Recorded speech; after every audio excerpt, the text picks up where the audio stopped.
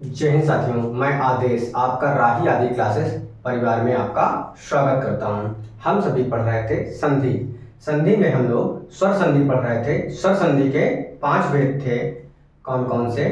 दीर्घ संधि, गुण संधि, यड़ संधि, वृद्धि संधि और अयाधि संधि। हम सभी स्वर संधि के 4 भेद को पढ़ लिए थे। आज हम पढ़ेंगे 5वां भेद। कौन सा? अयाधि संधि। कौन सा? अयाधि संधि।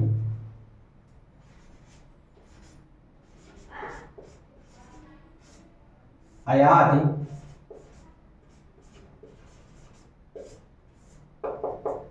संधि। आज हम सभी स्वर संधि को समाप्त कर लेंगे। उसके बाद थोड़ा सा हम लोग व्यंजन संधि की तरफ चलेंगे, यानी व्यंजन संधि शुरू कर देंगे।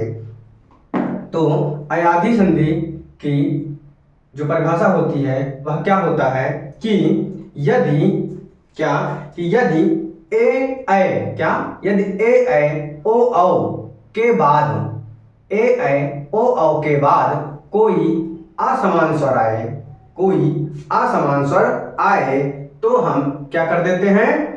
ऐ, आय, औ, आओ कर देते हैं। अब हम सभी इस परिभाषा को लिख लेते हैं।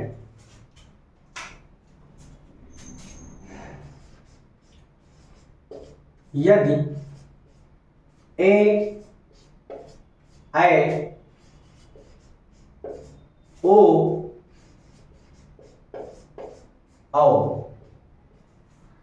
के बाद कोई असमान या अन्य स्वर भी हम कह सकते हैं। कोई असमान स्वर आए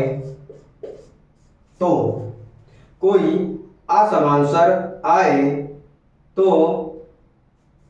क्या कर देंगे? आय,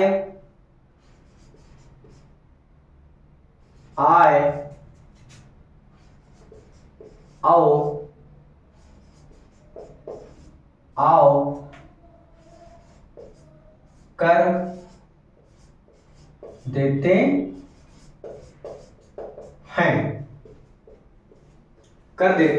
हैं। ये हमारी स्वर संधि में अयाधि संधि जो है इसकी परिभाषा हो गई। अब हम सभी इसमें कुछ देख लेते हैं कि कैसे क्या होता है उदाहरण के माध्यम से, और इस परिभाषा को हम आसानी तरह से यानी आसान तरीके से समझने के लिए हम आपको बताते हैं।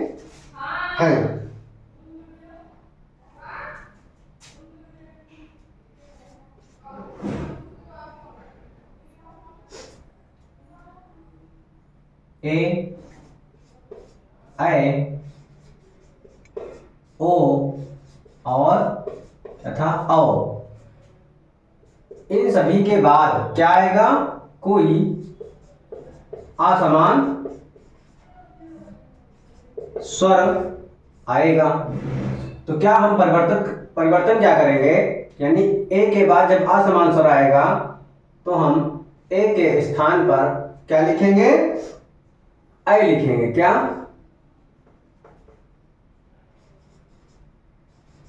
ऐ।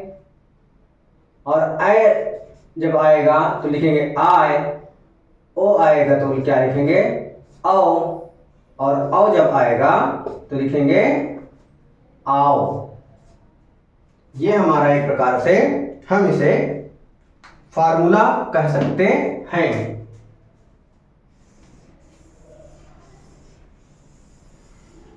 इसको क्या, जब ए के बाद कोई असमान स्वर आएगा तो हम ऐ लिख देंगे। जब ऐ के बाद कोई असमान स्वर आएगा तो आय, और जब ओ के बाद कोई असमान स्वर आएगा तो औ, और ठीक उसी प्रकार जब औ के बाद कोई असमान स्वर आएगा तो आओ कर देंगे।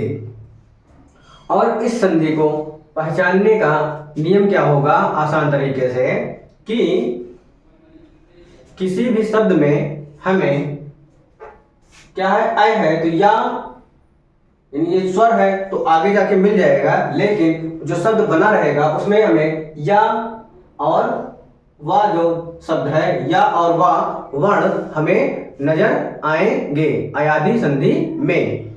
अब हम क्या करते हैं कि चलते हैं क्या कि अयादी संधि के कुछ उदाहरणों को हम देखते हैं। जैसे पहला उदाहरण है क्या कि ने धन अय, ने धन अन्न। यहां पर देखें तो हमें क्या आया, ए, और उसके बाद कोई असमान स्वर, कोई असमान स्वर आ रहा है। जब हम ए और यानी ए के बाद कोई असमान स्वर आएगा तो हम क्या बनाएंगे, ए के बाद कोई असमान स्वर तो बनाएंगे अय। क्या बनाएंगे, अय बनाएंगे। लेकिन जो ये आ है, अय का आ है, वह आगे यानी उसके पहले जो स्वर आया रहेगा उसमें समाहित हो जाएगा। जैसे ने धन क्या है, अन्न, तो हमारा जो शब्द बनेगा, जब हम ना से ए हटाएंगे तो हमारा ना अधूरा बनेगा, लेकिन जो आ मिल गया इसमें तो ना हमारा पूर्ण हो जाएगा। उसके बाद या है यानी या लिख दिए, उसके बाद ना है तो हम ना लिख दिए, तो हमारा शब्द क्या बना, नयन शब्द बन गया संधि करने पर। अगर आपको ना समझ में आया होगा तो हम इसे अगले उदाहरण के माध्यम से और देखते हैं। जैसे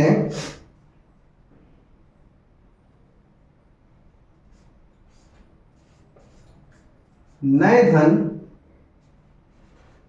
इकाम, क्या, नए धन इकाम।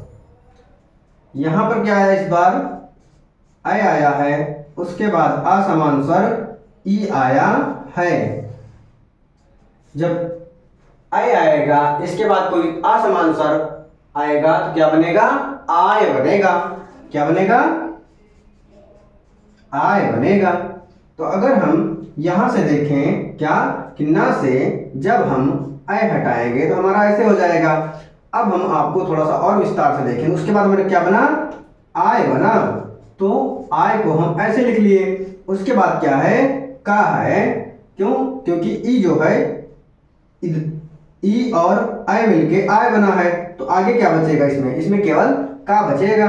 अगर हम का को ऐसे लिख दें और जब ये आ है, आ को हम ना में शामिल कर देंगे, क्योंकि आ है, मात्रा है, जो भी इसमें ना में जब समाहित कर देंगे तो क्या हो जाएगा,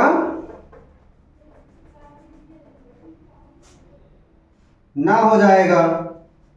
और उसके बाद ई का है तो नाय हो गया। क्या हो गया, या को नाय हो गया और ई बचा था तो इसमें शामिल हो जाएगा और का हो जाएगा। तो क्या शब्द बनेगा, नायिका शब्द बन जाएगा।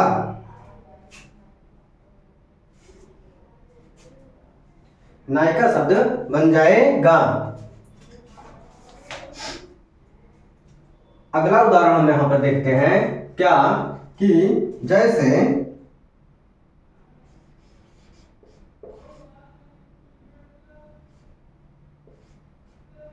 भावधन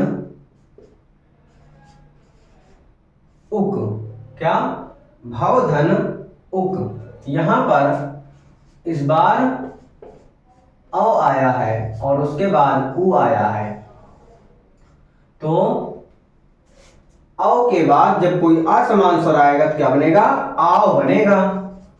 क्या बनेगा, आओ बनेगा, आ वो बनेगा।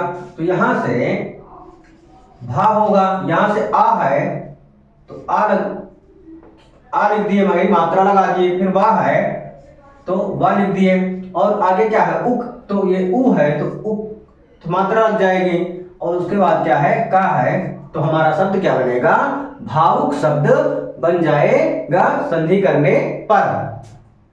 इसके बाद देखते हैं क्या,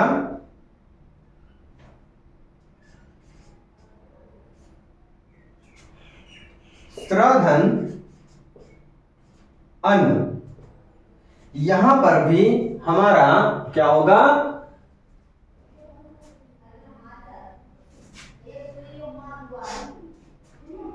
संधि जो बनेगी अयाधि संधि ही बनेगी।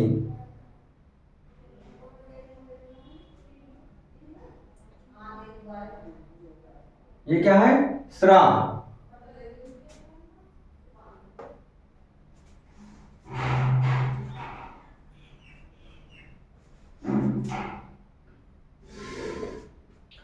इसको क्या करेंगे, स्रोधन अन करेंगे। तो यहां पर क्या है, ओ, और उसके बाद क्या है, आ, यानी आ समान सा। तो क्या इसको हम कर देंगे, औ बना देंगे। क्या बनाएंगे, औ बनेगा, क्योंकि जब ओ के बाद कोई असमान स्वर आया तो क्या बना, औ। तो यहां से जब क्या बन जाएगा, स्त्रा, और असमाहित हो जाएगा, वह बचेगा, और ये ना का हो जाएगा श्रवण। इसको हम श्रवण ना लिख के क्या लिखते हैं, श्रवण भी लिखते हैं। तो हमें अधिकतर श्रवण शब्द में अयाधि संधि है, ये हमें ध्यान रखना होगा, श्रवण में अयाधि संधि है। इसके बाद और उदाहरण देखते हैं क्या,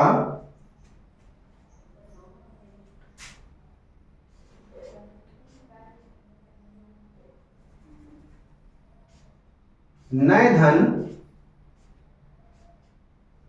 अक, नय धन अक, यहां से क्या हुआ, ए और उसके बाद आ। जब ए और आ होता है, यानी ए के बाद कोई असमान स्वर आएगा तो क्या बनेगा, आय बनेगा। क्या बन जाएगा हमारा, आय शब्द, आय वर्ण बनेगा। तो यहां से क्या हमारा शब्द मिलकर आएगा, नायक शब्द बनेगा। क्या बनेगा, नायक, क्योंकि जब ना से अ निकाले तो ना केवल बचेगा, लेकिन यहाँ पर क्या है, आ है, तो ना में आ जोड़ देंगे तो ना हो जाएगा। फिर उसके बाद अक है तो या है, और उसके बाद क्या हुआ, का, नायक शब्द बनकर आएगा। आगे देखते हैं क्या, जैसे इसी प्रकार चेधन अन, क्या यहाँ क्या हुआ कि यहां पर ए है, उसके बाद आ है, तो इसका क्या बनेगा, आय बन जाएगा, आय बनेगा। तो हमारा चा हुआ, आ चा में समाहित हो गया, उसके बाद या है, या लिख दिए, फिर क्या है इसमें ना है, तो चयन शब्द बनेगा। क्या बनेगा, चयन शब्द बनेगा संधि करने पर। उसके बाद कुछ उदाहरण हम इधर देखते हैं, कौन सा, जैसे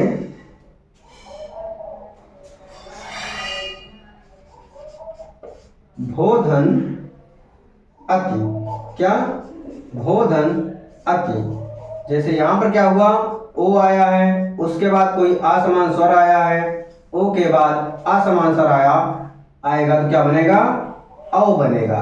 क्या बन जाएगा, औ बनेगा।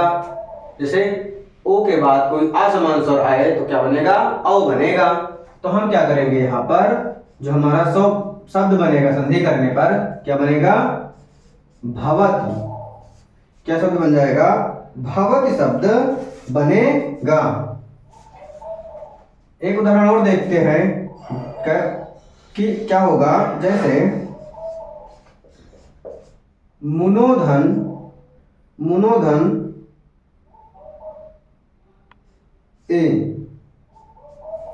मुनोधन ए, यहां पर क्या है कि ओ है, उसके बाद ए है, क्या है, ओ है, उसके बाद ए है, तो हमारा क्या बनेगा, औ बनेगा। जब हम औ बनाएंगे, क्या बनाएंगे, औ बनाएंगे, तो यहां पर क्या होगा, मुंह, और ना लिखेंगे, इसमें आ लगाएंगे तो आ हो जाएगा। तो मुंह न, उसके बाद का है वाह है तो वाह हो जाएगा, और ए है तो मुनवे शब्द संधि करने पर बन जाएगा। तो ये हमारा क्या हुआ, अयादी संधि है, अयादी स्वर संधि है। यानी आज हम सभी लोगों ने अयादी यानी स्वर संधि को समाप्त कर लिया है। अब हम क्या करेंगे कि इसके बाद व्यंजन संधि की तरफ चलेंगे, यानी व्यंजन संधि को शुरुआत करेंगे। यानी व्यंजन संधि की शुरुआत करने वाले हैं हम सभी।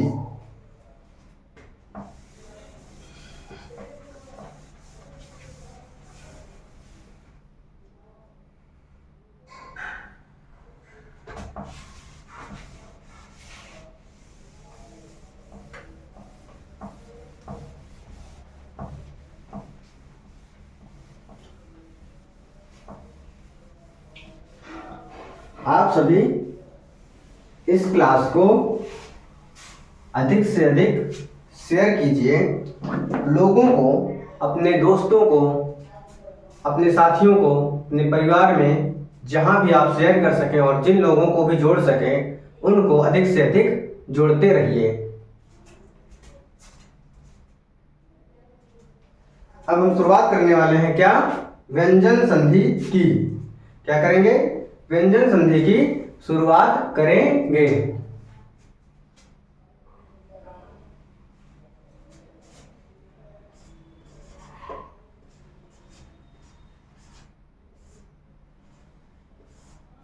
व्यंजन संधि की शुरुआत करेंगे। व्यंजन संधि की परिभाषा क्या होगी वो हम पहले देखेंगे।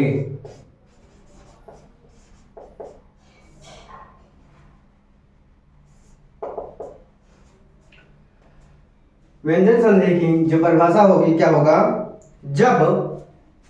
जब पहले शब्द में, शब्द का, यानी दो पार्ट होते हैं संधि करने के, क्या होगा परिभाषा, जब पहले शब्द का अंतिम वर्ण, पहले शब्द का अंतिम वर्ण व्यंजन हो। अभी हम लोग क्या देख रहे थे कि स्वर संधि में पहले वर्ण का अंतिम वर्ण क्या होता था, स्वर होता था, और दूसरे वर्ण का पहला वर्ण भी स्वर होता था स्वर संधि में। लेकिन अब हम क्या करेंगे, व्यंजन संधि पढ़ रहे हैं, तो क्या है परिभाषा कि पहले शब्द का अंतिम वर्ण व्यंजन होगा, लेकिन जो दूसरा शब्द होगा उसका जो पहला वर्ण होगा वह स्वर भी हो सकता है और व्यंजन भी हो सकता है, दोनों हो सकता है। तो वहां पर क्या होगा कि वहां पर व्यंजन संधि होगी।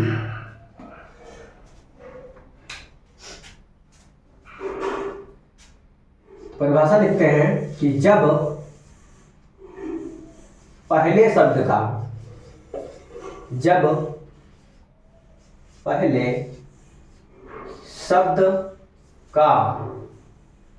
अंतिम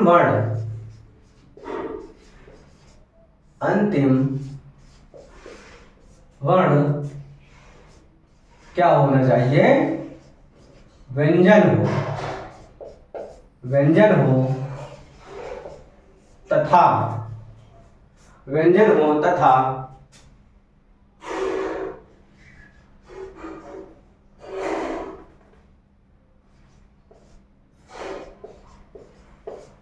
दूसरे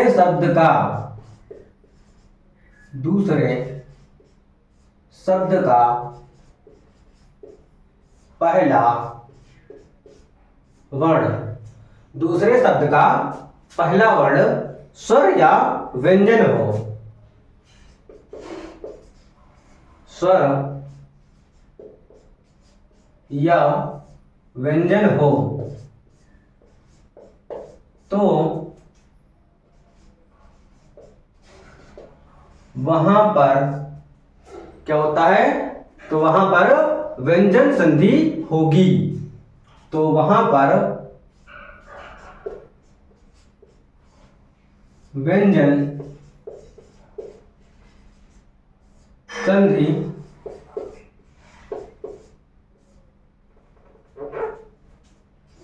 होती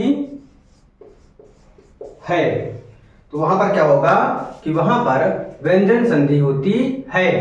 अब हम सभी क्या करेंगे कि व्यंजन संधि को समझने के लिए क्या कि व्यंजन संधि को समझने के लिए हम इसको पहले आपको इस परिभाषा को समझने के लिए आपको एक दो उदाहरण के माध्यम से हम दिखाते हैं कि व्यंजन संधि की परिभाषा कैसे होती है या व्यंजन संधि कैसे होती है। तो जैसे हमारा उदाहरण क्या है कि दिक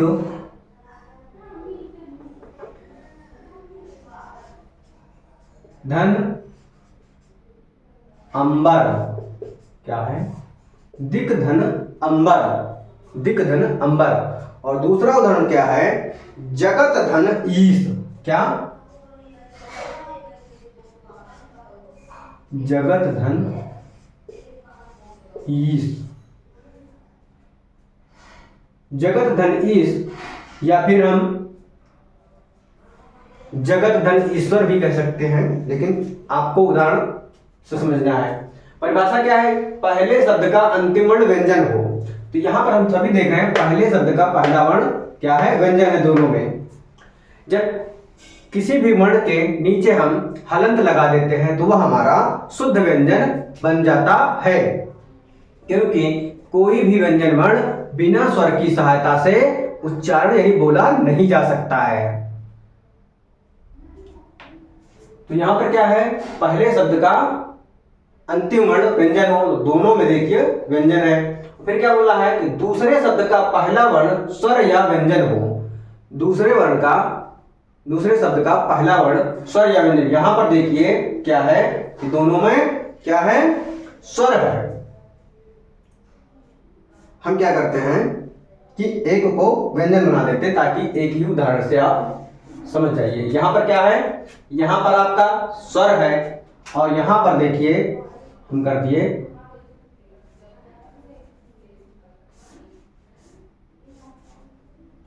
व्यंजन, क्या कर दिए व्यंजन। अब आप सभी देख रहे हैं कि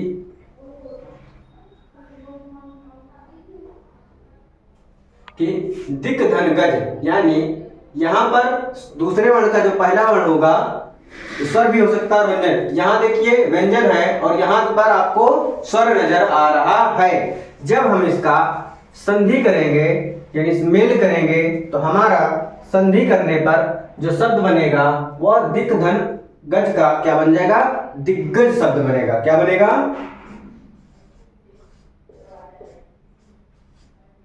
दिग्गज शब्द बन जाएगा संधि करने पर।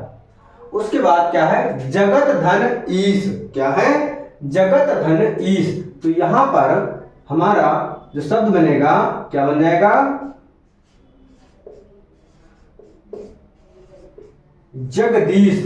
क्या बनेगा, जगदीश शब्द बनेगा। अब आप सभी सोच रहे होंगे कि यहां पर लास्ट में ता था तो यहां दा कैसे आ गया, यहां पर का था तो यहां पर एक गा कैसे आ गया। तो व्यंजन संधि के कुछ रूल होते हैं, हम सभी व्यंजन संधि के एक एक करके रूल पढ़ेंगे। देखते हैं।